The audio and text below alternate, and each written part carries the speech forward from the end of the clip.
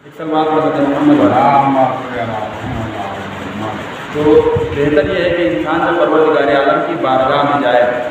تو وہ سچ کے جائے، صبر کے جائے، تاکہ پروردگار عالم اپنے بندے کو فخر کرے. کیونکہ اللہ جو ہے جب انسان پروردگار عالم کی بارگاہ میں اپنے آپ کو جو ہے پاک و پاکیزہ اور منظم کر کے جاتا ہے تو پروردگار عالم اپنے بندے کی یہ حالت دیکھ کر خوش ہوتا ہے کہ مثال کے طور پر اگر ہم نے اسے عطا کیا ہے تو یہ اس کا استعمال کر رہا ہے. ایسا نہ ہو کہ ہمارے پاس جو ہے سب کچھ ہونے کے باوجود بھی کہ جب ہم باہر کسی عام انسان سے ملنے کے لیے جاتے ہیں، اب یہ دنیا کی مثال لے لیں کہ جب آپ دنیا میں دنیاوی اعتبار سے کسی بڑے عہدیدار سے ملنے کے لیے جاتے ہیں تو آپ بتائیے کیا یہ ہاف بنیان پہن کے کہ جس سے آپ کے جو ہے دونوں شانے ظاہر ہو رہے ہوں، یا کسی بھی طریقے سے آپ ایسے جائیں گے؟ آپ جانا گوارا کریں گے؟ تو نہیں. جب بھی آپ کو جانا ہوگا تو آپ سچ کے جائیں گے، صبر کے جائیں گے، اپنے اعتبار سے اچھا لباس پہن کے جائیں گے. تو مستحب ہے، واجب نہیں ہے، کیونکہ واجب ہوگا تو انسان پر مجبور ہو جائے گا. تو مستحب یہ ہے کہ انسان جب مسجد میں داخل ہو تو پاک و صاف لباس پہن کے جائے، قیمتی لباس پہن کے جائے، اور اپنے آپ کو خوشبو، جسم میں خوشبو لگا کر جائے. اور مستحب اسی طریقے سے کہ مسجد میں جب انسان داخل ہو تو سب سے پہلے اپنا دایاں پیر رکھے. یہ رائٹ والا پیر جو ہے داخل ہوتے وقت دایاں پیر رکھے، اور جب باہر نکلے مسجد سے تو بایاں پیر، لیفٹ والا پیر جو ہے باہر نکالے پہلے. اور اسی طریقے سے مستحب یہ ہے کہ مسجد میں انسان سب سے پہلے جائے، یعنی اذان سے بھی پہلے گھر آئے، اور سب سے بعد میں جائے، یعنی سب سے پہلے آئے اور سب سے بعد میں جائے. یہ بھی انسان کے لیے مستحب ہے کہ زیادہ سے زیادہ وقت اپنا مسجد میں گزارے. کل والے درس میں جو ہے وہ روایت بیان کی تھی کہ زیادہ سے زیادہ مسجد میں ٹھہرتا ہے تو پروردگار عالم اس کے جسم کو حشرات الارض سے، کیڑے مکوڑوں سے جو ہے محفوظ رکھتا ہے. اور اسی طریقے سے مسجد کے مستحبات میں سے یہ بھی ہے کہ آپ جب مسجد میں جائیں، جب بھی آپ مسجد میں داخل ہوں تو 2 رکعت نماز تحیت، جو احترام مسجد کے لیے، احترام مسجد کے 2 رکعت نماز مستحب ہے کہ جب آپ کسی مسجد میں داخل ہوں تو آپ 2 رکعت نماز تحیت پڑھیں، یعنی مسجد کے احترام کی نماز. جب بھی آپ مسجد میں داخل ہوں تو اگر آپ کو واجب نمازیں پڑھنی ہوں، مثال کے طور پر آپ آئے نماز پڑھنے کے لیے تو آپ نے واجب نماز پڑھی ہے، وہ بھی کافی ہے. لیکن مستحب یہ ہے کہ جب بھی آپ مسجد میں داخل ہوں تو ایسا نہ ہو کہ آپ داخل ہوئے، تھوڑی دیر آپ بیٹھے، اس کے بعد واپس چلے آئے. مستحب یہ ہے کہ آپ جو ہے مسجد میں داخل ہوں تو نماز تحیت 2 رکعت نماز مسجد کے احترام کی پڑھیں. اور اسی طرح سے مسجد کے احکامات میں سے چند باتیں کہ جنہیں بہت زیادہ، جن کا خاص طور سے انسان کو خیال رکھنا ضروری ہے کہ جب آپ مسجد میں جائیں تو زیادہ جتنی دیر بھی آپ مسجد میں ٹھہریں تو اپنے آپ کو ذکر الہی میں مشغول رکھیں. اس کے علاوہ مسجد میں جو ہے دنیا کی گفتگو، دنیاوی گفتگو کرنے سے پرہیز کریں. مکروہ ہے انسان کا مسجد کے اندر بیٹھ کر دنیاوی معاملوں میں گفتگو کرنا. یہ ایسا نہ ہو نماز تو آپ نے 10 منٹ میں تمام کر لی، اس کے بعد آپ آدھے گھنٹے تک جو ہے اے سی کھول کے بیٹھے ہوئے ہیں، آرام سے ادھر ادھر کے اس پہ جو ہے گفتگو ہو رہی ہے، تو مکروہ ہے انسان کے لیے. اور اسی طریقے سے مسجد میں جو ہے ایسا کلام کرنا کہ جو بے معنی ہو، جو بے مقصد ہو، یعنی خدا کے ذکر کے علاوہ جس کے اندر کوئی نصیحت یا کوئی پیغام نہ ہو، اس طریقے کا اشعار پڑھنا یا کوئی بھی کلام کرنا مکروہ ہے. اور مسجد کے احترام میں یہ بات بھی ضروری ہے کہ جب آپ مسجد میں جائیں تو مسجد میں آپ تھوکنا، مطلب وہاں پہ تھوکے نہ، اور جو ہے اپنی ناک کی غلاظت کو یا بلغم وغیرہ کو جو ہے مسجد میں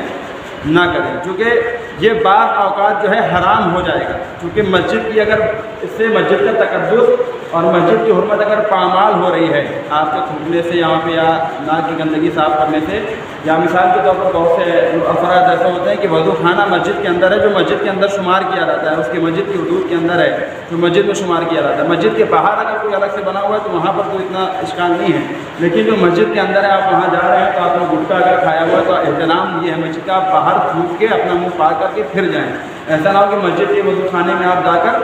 گٹکا بھی جا کر تھوک دیں، تاکہ جو ہے اس کے بھی بہتر یہ بے احترامی کا کہ لوگ آئیں اور آنے کے بعد دیکھیں کہ مسجد ہے کہ اسے کیا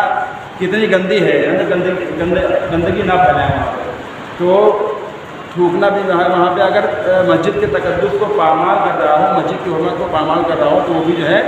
حرام ہو جائے گا. اور اسی طرح سے بہتر یہ ہے کہ آپ جب بھی مسجد میں جائیں تو مسجد میں جانے کے بعد زیادہ سے زیادہ اپنے آپ کو ذکر الہی میں مشغول رکھیں. اور مسجد کے احترام میں یہ ہے کہ آپ جب مسجد میں داخل ہوں تو مسجد میں کسی ایسے بچے کو نہ لے کر جائیں کہ جو ہے جس کی وجہ سے لوگوں کو پریشانی ہو. کوئی ایسا اتنا چھوٹا بچہ آپ مسجد میں لے کر پہنچ گئے، مثال کے طور پر آپ نے جماعت میں اسے کھڑا کر لیا، اب آپ تو جماعت پڑھ رہے ہیں لیکن جو بچہ ہے کبھی ادھر گھوم رہا ہے کبھی ادھر گھوم رہا ہے، یا مثال کے طور پر جماعت توڑ کے بھاگ گیا، کسی جگہ لے کر بھاگ گیا، یعنی ایسے بچے کا، اتنے کم سن بچے کا مسجد کے اندر لے کے جانا کہ جس کی وجہ سے مومنین کو تکلیف ہو، مکروہ ہے، شدید کراہیت ہے اس میں، اور تاکہ مطلب جو دوسروں کی زحمت کا سبب بنے، یعنی جس کی وجہ سے دوسروں کی نماز بھی خراب ہو، یا وہ خود اتنا کم سن بچہ ہو کہ آپ مسجد کے اندر لے کے گئے تو کبھی بھی جو ہے اس کی وجہ سے مسجد نجس ہو سکتی ہو، تو ایسے بچوں کا مسجد کے اندر داخل کرنا یا کسی دیوانے یا پاگل کو مسجد میں داخل ہونے دینا کہ جس کی وجہ سے مسجد کی حرمت پامال ہو، تو وہ مکروہ ہے. اور بس آخری مسئلہ مسجد کی اہمیت اور حرمت کے اعتبار سے کہ مسجد میں مکروہ ہے کہ آپ مثال کے طور پر مسجد میں جائیں تو کسی کو تلاش ہے، کسی کو مطلب سب لوگ نماز میں مشغول ہیں یا نماز میں مشغول نہیں ہے، ذکر الہی میں کچھ تصویر پڑھ رہا ہے، کچھ بھی کر رہا ہے، آپ کے لیے مکروہ ہے کسی کو بلند آواز سے پکارنا مسجد کے اندر. نہیں، اذان کے علاوہ جو پرسنل گفتگو میں آپ جو کسی کو اگر آپ ڈھونڈ رہے ہیں، تلاش کریں، مثال کے طور پر آپ صف کے اس کنارے میں بیٹھے ہیں اور آپ صف کے دوسرے کارنر پہ جو بیٹھا ہوا ہے، اس کونے پہ جو بیٹھا ہوا ہے، آپ اگر اسے مخاطب کر رہے ہیں تو آہستہ تو اس میں بھی خیال رکھیں، چونکہ بلند آواز سے چیخنا بھی جو ہے، چلانا مسجد میں کسی کو صدا دینا مکروہ ہے. چونکہ ایسا کرنے سے کیا ہوگا، مثال کے طور پر آپ خود نماز سے فارغ ہو چکے ہیں، دوسرا کوئی تسبیح پڑھ رہا ہے یا کوئی دوسرا کام کر رہا ہے، تو جو ہے اس میں اس کو دشواری ہوگی یا اس کا ذہن جو ہے بھٹکنے کے امکانات ہیں، ذہن ادھر سے نماز سے ہٹنے کے جو ہے امکانات ہیں. تو لہٰذا مسجد کے احترام میں یہ تمام باتیں ہیں کہ جس میں ہمیں اور آپ کو خیال رکھنا ضروری ہے. چونکہ جو ہے اگر ہم اللہ کے گھر کی حرمت کا خیال نہیں رکھیں گے تو پروردگار عالم بھی، چونکہ پروردگاری عالم ہی ہے کہ جو تمام انسان کی زندگی کو سنوارنے والا ہے، تمام انسان کے راستے میں برکت عطا کرنے والا ہے، تو ہمیں چاہیے کہ ہم اس کے گھر کا خیال رکھیں اسی طریقے سے کہ جیسے جو ہے ہم اپنے گھر کا خیال، اور اپنے گھر سے زیادہ ہو. مسجد ہمارے گھر کا کوئی احترام نہیں ہے، مگر مسجد کی فضیلت بہت ہی زیادہ ہے کہ ہمیں اور آپ کو مسجد کا خیال رکھنا چاہیے کہ اگر مسجد میں داخل ہو رہے ہیں تو وہ تمام امور کہ جو ہمارے لیے بیان کیے گئے ہیں کہ ہمیں مسجد میں ان تمام امور کو انجام دینا چاہیے، انہیں انجام دیں، زیادہ سے زیادہ مستحبات ادا کریں. اور ہاں، مکروہ ہے انسان کا مسجد میں لہسن یا پیاز وغیرہ کھا کے جانا، چونکہ انسان جب لہسن یا پیاز کھاتا ہے اور بنا کلی کیے یا بنا برش کیے ہوئے اگر وہ آ رہا ہے اور اس کی جو ہے منہ کی بدبو سے اگر مومنین کو جو ہے تکلیف ہو رہی ہے تو مکروہ ہے انسان کے لیے.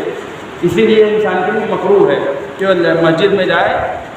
تو وہ لہسن یا پیاز وغیرہ کھا کر جائے، کیونکہ اس کی وجہ سے جو ہے مومنین کو جو ہے. اور دوسرے کام، یہ تمام کام تو مطلب مختصراً بیان کیے گئے ہیں آپ کے خدمت میں، اس کے علاوہ وہ تمام کام مسجد میں کہ جو مومنین کی جو ہے زحمت کا، مومنین کی تکلیف کا سبب بنے، یا وہ کام کہ جو مسجد کی حرمت کو پامال کر رہے ہیں، ان تمام کاموں سے انسان کو پرہیز کرنا چاہیے. بس آخر کلام میں جو ہے یہاں پر مسجد کے تمام مسائل انشاءاللہ ختم ہو چکے ہیں. اب آخر کلام میں بس چونکہ مناسبت ہے جناب مختار کی شہادت کی، آج 13 رمضان المبارک تمام ہو چکی ہے، کل کا جو دن آنے والا ہے 14 رمضان المبارک، یہی وہ دن تھا کہ جب جناب مختار کو مسجد کوفہ میں جو ہے شہید کیا گیا. تو لہٰذا محبان اہل بیت اطہار کے لیے غم کا دن ہے، چونکہ جو ہے جناب حضرت مختار بھی جو ہے وہ اہل بیت اطہار کے جانثاروں میں ہیں، اہل خون حسین کا انتقام لینے والوں میں سے ہیں. اور لہٰذا ہمیں چاہیے کہ ہم ان تمام تاریخوں میں جو ہے جو خوشی کی تاریخ ہیں، جو خوشی کی تاریخ ہیں ان میں ہم خوش ہوں، اور جو غم کی تاریخ ہوں ان میں ہم غمگین ہوں. آئیے پروردگار عالم کی بارگاہ میں دعا کرتے ہیں کہ پروردگار عالم ہم سب کی توفیقات میں اضافہ فرمائیں، اور اس ماہ رمضان مبارک کی برکت میں جو اس ماہ رمضان مبارک میں پروردگار ہم سبھی حضرات کو ماہ رمضان کی برکتوں میں شامل فرمائیں اور ہمارے راستے میں برکت عطا فرمائیں. ہمیں جو پریشان آنے کی تمام مشکلات اور پریشانیوں کو دور فرمائیں. سب سے خاص دعا یہ کہ واپس زہرا کے دور میں پروردگار تاجر فرما، ہم سب کو اس لائق بنا دے کہ ہمارا شمار ہم کا ناصرین بھی کیا جائے.